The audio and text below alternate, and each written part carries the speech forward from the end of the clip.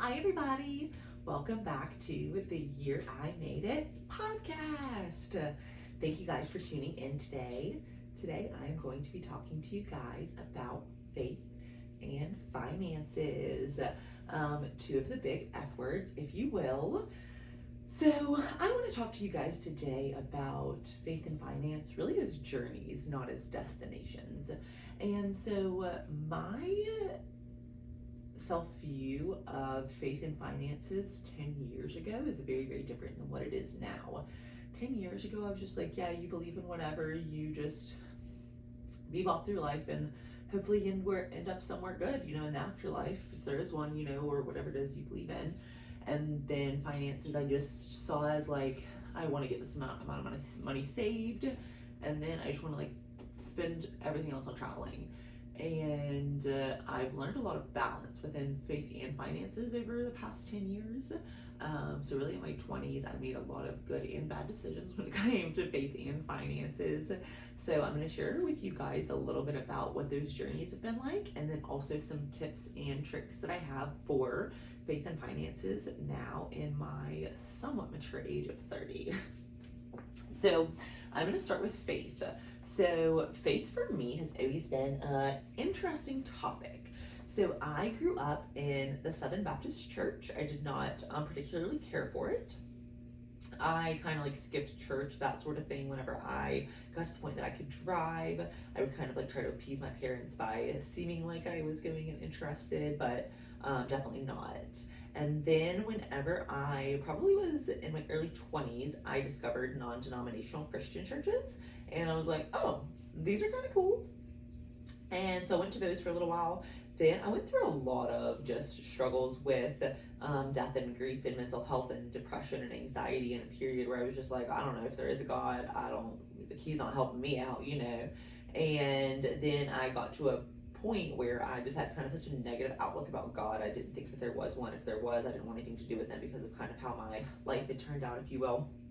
And then I kind of discovered faith again accidentally and kind of through a couple different online platforms. So back in the day, I used to go to Planet Fitness, and so if y'all have ever been to Planet Fitness, it's like the treadmills and the TVs. So I used to go to the gym in the morning, and it'd be me there on the treadmill, 30 minutes, watching the Kardashians, right? Always a rerun. Scott Disick was always there. I was always cracking up.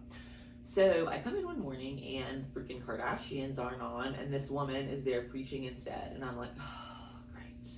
How am I going to get through my 30-minute workout with this? So this woman that was preaching, her name is Joyce Meyer, and she is a definitely non-denominational Christian preacher, if you will.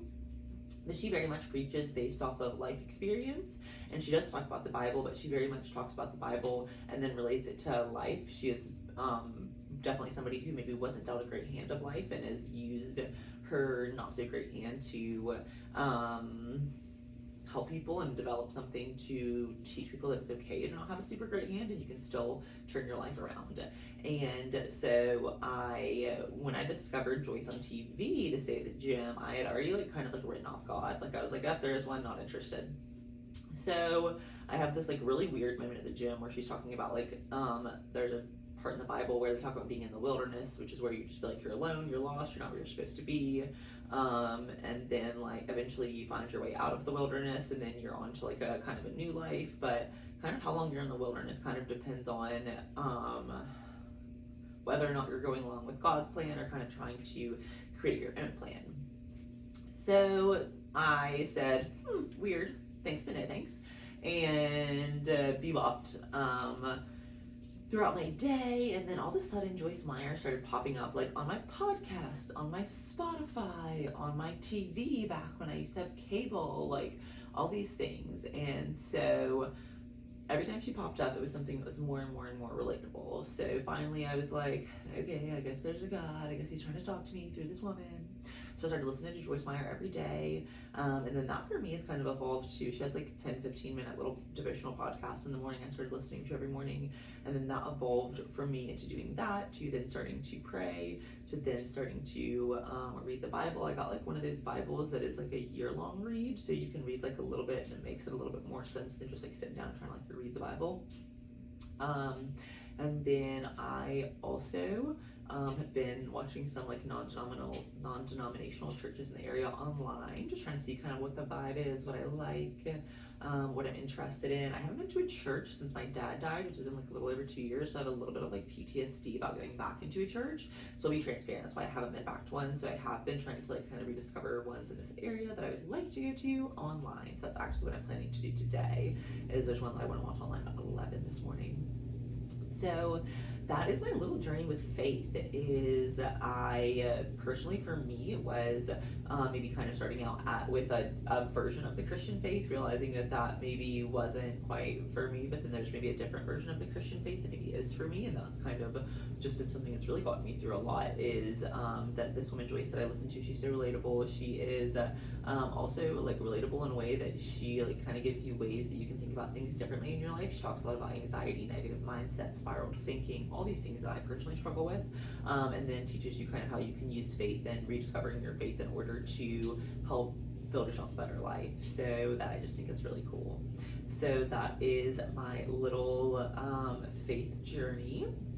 My tip and trick is that if you're trying to like rediscover faith, like just be open. Whenever I started this journey, I make it seem like, oh, it was like this easy journey. Like when I saw this woman on the TV at the gym, like this is like when I lived in Raleigh. Like I haven't lived in Raleigh in like, I don't know, 5+ years. Like this story probably started like 7 years ago, from like whenever I kind of started this journey to now.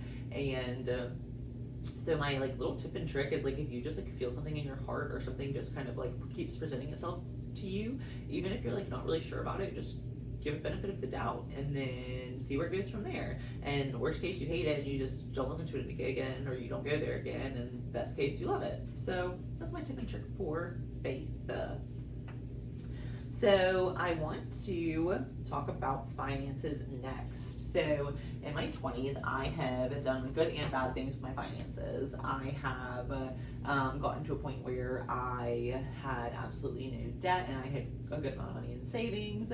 I had gotten myself to a point where me and my ex-husband had like $900 in in car payments at one point. I have gotten myself into a point where I am about to max out my credit card. I've gotten myself to a point where I used to like the cash envelope system. Like that's how much money I had to eat with every single week, and like everything in between in my 20s. And so I want to talk about some of the things that I've learned that like everybody hates to do, but you just like need to do in order to be good with your finances, or in order to kind of like get your finances back on track, depending on what your vibe is. So finances. So I always tell people like start with a budget. So I feel like I am very good at finances because my parents instilled in me to always have a budget, to never spend beyond your means, and to always save. And so what that has looked like for me is I always have a budget. I can tell you exactly how much money I make, exactly how much money I have going towards my bills, exactly how much I'm saving, what that money that I'm saving is going towards, if I have any outstanding things that I'm saving towards, if I have any debt that I need to pay off, how I intend to pay that off. Like I have a plan for all these sorts of things. For me personally, I have all these things in spreadsheets. That all sounds very overwhelming, but I started with literally like a budget spreadsheet and then just kind of built on that from there. So budgeting is really what has allowed me to kind of create a sustainable lifestyle for myself, because it allows you to kind of sit down and say, hey, these are my actual bills. These are things that I have to pay every month. Of the money that I have left over, what do I want to do with that money, as it pertains to saving, spending, fun, wants, needs, all those sorts of things, and kind of be able to decide what those are for yourself. And so for me, that looks like my budget. The top part is all my bills that I have to pay, and then the bottom part is either miscellaneous expenses, wants, or like things that I'm saving towards. And then like I do a zero-based budget, which means that every dollar that I make is accounted somewhere, even if that money is accounted towards savings or towards it's already coming out of my paycheck to pay for benefits or whatever that is. That personally helps me because it gives me something to be accountable for. It's not like, oh yeah, I pay these bills and then whatever happens with the rest happens, you know. It gives me a way to say like, hey, I want to go and travel some places this year. I want to save money for those things to happen. I want to save money and pay off debt. I want to be able to make those things happen. Like all these sorts of things. It allows me to give myself a plan to set myself up for success, to be able to make all those things happen. So that's just kind of like my takeaway for like budgeting. Like you have to do it. You have to save money. You have to put money in a 401k, even if it sounds like it's so dumb. Like I literally put 4% in a 401k for probably 8 years. No, that's a lie. Probably like 3 years, maybe. And dramatic. But I've been pretty consistent for the past probably year and a half about putting money into my 401k. I just do the 4%, my work matches some, and then it's like a small enough amount that I don't necessarily miss it because it's just 4%, but it has accumulated a lot over the past year and a half. And then whenever I was younger, I had one. My dad told me to open an IRA, which is an individual retirement account, and I literally just put $1,000 into an IRA when I was like 22 probably, and now it's like almost doubled, which is pretty cool. So that is one thing that I will say is like you should be saving for like miscellaneous expenses. Like I literally just have like an emergency, like my savings account is literally just like emergency. Like I don't have intention for that money in my savings account other than like if I need it for something. Then I have my 401k money that I save towards. Then I have like things in my budget that I save towards, like travel, Christmas gifts, like just miscellaneous things like that. So whenever the large expenses come up, I'm not like, oh my gosh, how do I pay them? They're already built into my budget.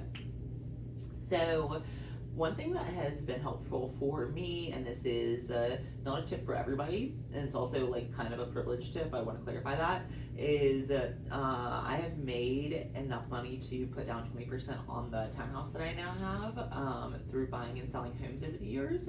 And so by that, I literally mean over the years, like me and my ex-husband bought our first house when I was probably 21 or 22, did renos on that house, used that money to buy another house, did renos on that house, sold that house, and then was able to use that money whenever we split up and sold that house to put 20% down on the townhouse I now have. So one tip that I always have is like, do not buy a home reno house that you're in over your head on. That's definitely how our last house was, in way over our heads. We did still make money, but not at all what we would have made if we would have bought something more practical. And my next tip on that is like buy things that you know that you can do yourself. Like if you know you need to knock down the entire house and gut the whole house, don't buy that house because you're going to spend so much money on contractor fees, especially now, and just what the cost of any sort of skilled trade is now, that you will spend all the money that you're going to make and just having people do that. So you'll basically just break even at the end. So it's very important that I think if you're going to do this, you do this on a small scale and you do this on a way where you know you can do the work. So the townhouse that I have right now, I have a lot of small projects that I'm gonna do to put money into it. Whenever I bought the house, it had new carpet, new paint, new HVAC. So those kind of like things like that were taken care of. However, I hate carpet, so I have started the process of buying the floor. Originally, I was just gonna replace the bathroom floors, but I decided I want to just get rid of all the carpet and just replace all the floors and have all the floors be the same. So that is something that like me and my boyfriend can do, and it's something that will add quite a bit of value to the house for not a lot of money. Some of the other things I want to do is in the bathrooms, I would like to eventually get new vanities, new mirrors, new lights. That is something that you can do relatively inexpensive if you buy some that you can do for the most part yourself, and it makes a really, really big difference, of course, in the bathrooms. And then in the kitchen, there's a couple like just like miscellaneous things I want to do. Like I'd like to get a slab that is like nicer for the countertops. I would like to get like all matching appliances, because some of them are black, some of them are white, and so those are all things that like my intention is to do probably over the next couple of years, get this place really how I want it, and then at whatever point I decide to move, it's in a spot where I can make money off of where I'm at that point. So definitely, like, this is a long-term game, unless you have like a lot of money sitting around to invest in properties, which most of us don't. If you do, cool, but I had never have. So like, this has been a journey for me probably over the past like 7-8 years, and then like kind of the journey that I'm on now. So it's definitely not a quick game. And the other thing is, if you want it to be a quick game, one thing to note is if you buy a house solely for the purpose of flipping it, it's advantageous to live in it. If you live in a house that you flip for at least 2 years, then you don't have to pay the flipping taxes on it, you just pay the regular taxes on it. So fun fact, it kind of makes sense to do it in one you live in, that you're just living in and kind of like keeping up as you go along. From just a profitability standpoint, if you're not doing this as a business, you're just doing it as kind of like a real estate investment for yourself. That's kind of how I look at it, is I look at real estate as an investment for myself, that I'm going to be able to look at it and say, hey, this is something that right now I'm going to be paying a reasonable payment, which is another thing. Never, my mom calls it house poor, never get yourself into a situation where you're house poor, which means that you have a giant mortgage that you have to pay, and so because you have to pay that giant mortgage, that giant car payment, you literally can't do anything. You can't go out to eat, you can't travel, you can't do whatever because you're paying all this money towards this house that you can't afford, to be honest. And so that's one thing that's really important, I think, is when you're looking at your budget, is making sure that that's something that you can afford. And I think that's different for everybody based on, I personally don't have kids, I personally don't have a car payment, so my situation is probably a little bit different than most as far as what I looked for whenever I was kind of looking at that mortgage amount, what that looked like, and then being fortunate to put down 20%. Because if you're able to put down 20% on a house, you don't have to pay what they call PMI, which, fun fact, is basically like until you own 20% of the house, you're more likely to foreclose based on bank statistics. So they make you basically pay interest on your interest that they call PMI that you have to pay until you have 20% of your house paid off. So most loans you can get, and you can only have to put down between 3 and 5%, which I personally recommend unless you're able to put down 20%, because for every additional $1,000 you put down over like whatever you have to put down just to get your loan, it only takes like $7 off your mortgage or something like that a month, like for every $1,000 you put down. So like one time, like I was like, what do you think about us putting down like an additional like big chunk of money? And my realtor was like, yeah, it'll change your payment by like $50. I was like, what? He was like, yeah. I was like, okay, I'm not doing that then. So just some pros and cons to weigh there. Totally up to you. This is not like how you should buy or sell houses or what you should do. This is just personally what I've done and some things I've learned over the years. So next thing I want to talk about is high card debt and then high credit card debt. So I personally think you should have a credit card. I personally think you should use it like a debit card. By that, I mean, I have a credit card, I have a Capital One Venture card. I use this card for everything. And then at the end of the month, I pay this credit card off in full. I get points for it that I use for anything travel. Most of the time I spend them on plane tickets, I'm gonna be honest.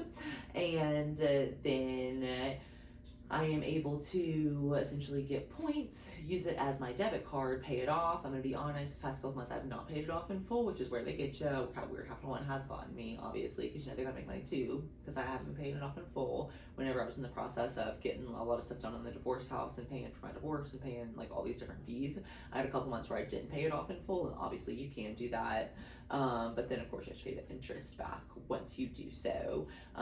So that's personally what has worked for me, is having a card with travel points and then being able to use those travel points to go fun places. So generally also just kind of going back to budgeting, normally I try to save my points for a plane ticket. And so normally I try to like have enough points that whenever I go on a trip, the plane ticket is covered by my points. So I literally just have to pay for like what I do when I'm there or whatever. So that way I try to make that expense pretty much taken care of by my points. So tip and trick there. High car payments, honestly, just don't do it. Like, no one cares what kind of car you drive. Like, no one cares if it's top of the line, whatever. Buy a car that you can afford. Buy a car that you don't have to worry about the car payment. Buy a car payment, or like if you sit down and do the math, what your car payment is, you're not paying like twice for the car over the next 6 years or 8 years or whatever it is. Like, be smart. Cars, I think, are the worst investments. Like, cars, they literally depreciate the second you drive them off the lot. It's literally just something for you to like be bop around and look pretty. Like, not worth a lot of the investment that people think they are, if you will. So my tip and trick is buy something that is reasonable, maybe a couple years older. Obviously, I'm not here to condemn you if you buy a new car. If you got money like that, do your thing. I just personally don't. So I have found that it's more affordable for me to, when I have bought cars, to buy cars that are a couple years older, a little bit lower miles, a couple of the features that I want, but not top of the line, and then be able to put down a good amount towards that, or be able to trade in a good amount towards that, to where you're not car poor, kind of another thing. So, emergency fund. So I think that you should definitely have an emergency fund. So I personally had one for myself, and I blew through it like that whenever I got divorced. I can't stress that enough. So whenever my ex moved out, I had a lot more house to keep up than I thought. I had a lot more bills than I thought. I had to pay a lawyer quite a bit of money to get divorced. I had to sue my ex-husband. I had to do a lot of things that cost a lot of money, that literally I blew through this emergency fund that I had not touched in years, like that. So that's why I think you should have an emergency fund, and that's what I personally learned, is like, have an emergency fund, take it serious, because there will always come a time when you need it, and when you do, you'll be like, oh, thank God I've saved this money. So that's like my little tip and trick there. 401k, if you work for a place that they will match any of your 401k, do whatever you have to do to get the match. So for example, where I work, they will match up to 2%. So if I put in 4%, they match 2%, so I have 6% going in, and that money just auto goes in every single like paycheck. I don't have to worry about it, and I just know that that money is sitting there. Another thing is, I kind of, through this, I've talked about some kind of high level finance things that I've done, or that I'm doing now, and I want to talk about how I didn't start at this point. Whenever I first started budgeting, I was probably 19 or 20. I had a waitressing job at the Texas Roadhouse, and I did the cash envelope budget. And so dead ass, I had like 4 or 5 envelopes that I would put things in, and it would be like food,